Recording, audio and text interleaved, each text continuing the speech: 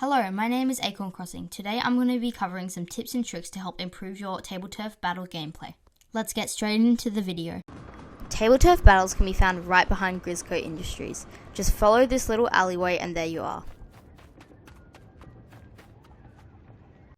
The goal of the game is to ink the most spots with your cards before the opponent does. You can't ink over your opponent's ink, so be strategic. You get Tableturf rank points for leveling up, and those points can unlock you really cool stuff.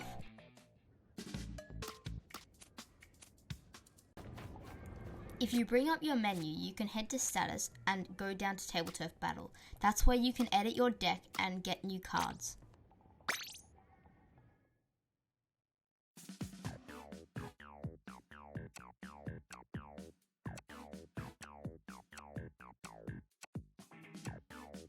If you press X, it'll lead you to card bit exchange. Card bits can be obtained when getting a duplicate card from a card pack. You need 5 card bits for a common card, 15 for a rare card, and 40 for a fresh card.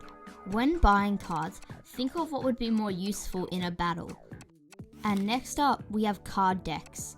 I love making decks, they're so fun to make, and there's always a deck for everyone. When making a deck, there's 3 components you need to think of. You need to think of the size, the width, and the length.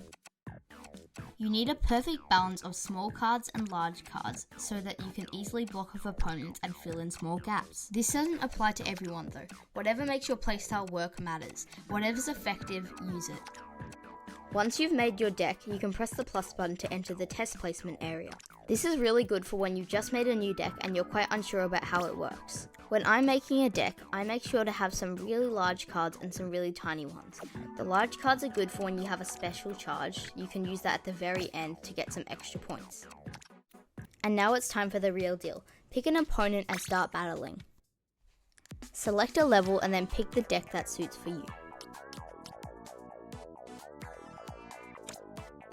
The first strategy I use is to go straight to the center. It helps block off your opponent so they have to pass every big card they have. Luckily, I drew a lot of long cards, so it's going to be easy to head to the center first. Feel free to grab your Switch and play along with me. Remember, this is how I play, so you don't have to completely copy what I'm doing.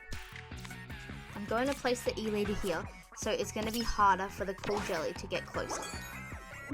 During this time, it's also good to charge your special, so you have a nice big finish for the very end. Once you've blocked off your opponent, you're pretty much all set. Just make sure there's no gaps so your opponent can't escape. During the final turns of the game, make sure to get in as much ink as possible in case your opponent comes in with a special at the last turn. In this match, I didn't really ink much, so the most I can do is ink 3 spots of the opponent's turf.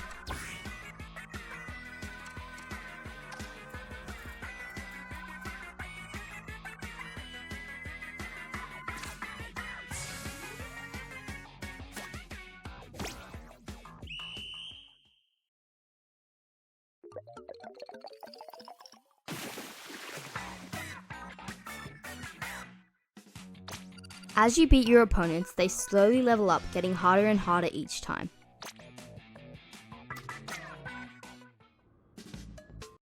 And boom, just like that, there's a win for you. As you level up, you unlock harder opponents. I'll leave the unlock levels in the description. Moving on to specials. Specials are really good when you need to cover lots of slots in a small amount of time. With my deck, I luckily pulled DJ Octavio out of a card pack, so I have him in my deck. When I charge up lots of specials, I use him at the very end. Large cards are really helpful, but the issue is that they have a lot of downsides.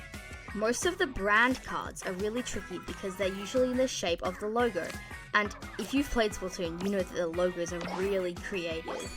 This also applies to lots of the special cards, like the Killer Whale 5.1. The issue with these cards are all the tiny details inside them. For example, the DJ Octavio card looks really cool, but the amount of dots in it is really tricky. The issue with these is all the dots inside them. For example, if you were to use this for a normal turf purpose, you'd have to have lots of small little cards to fill in the holes to charge your special. That's why it's not good to have many of these in your deck. Maybe just a couple for specials and things. The issue here is I could not find a spot for my DJ Octavio card. No matter how many times I moved it and flicked it around, I just could not find a spot. I ended up using it just in my turf area. Remember, the rotate button still exists. If you can't make anything fit, always use the rotate button. I'm sure there'll be something that'll fit.